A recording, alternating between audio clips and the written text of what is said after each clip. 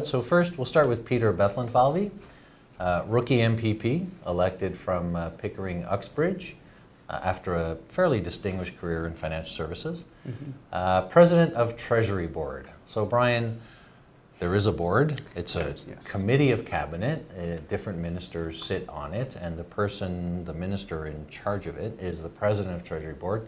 Once upon a time, we used to call that person the chair of management board, and some years ago they decided to flip the name, and those of you who follow federal politics will be more familiar with the president of Treasury Board role.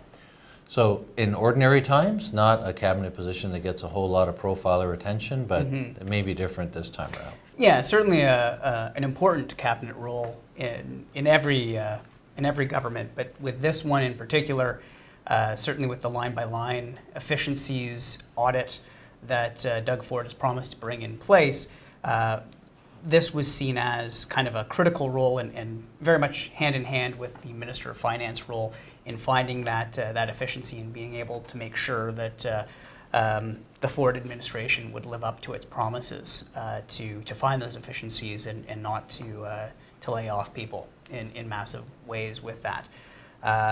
Certainly when the Wynne government was going after the Don Drummond report proposals on how to find efficiencies and bring the budget into line, Deb Matthews, as president of the Treasury Board, was seen as a very powerful player within the cabinet table, and so certainly we should probably expect Mr. Bethlenfalvy to play a similar role.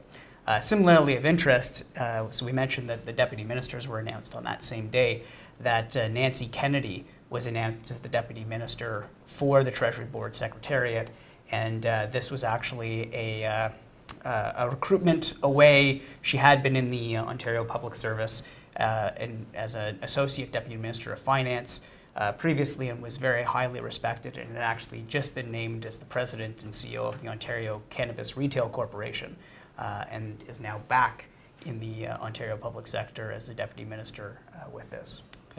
The other thing we'd add too is that the president of Treasury Board tends to lead, or at least be very heavily involved in, contract negotiations with public sector unions.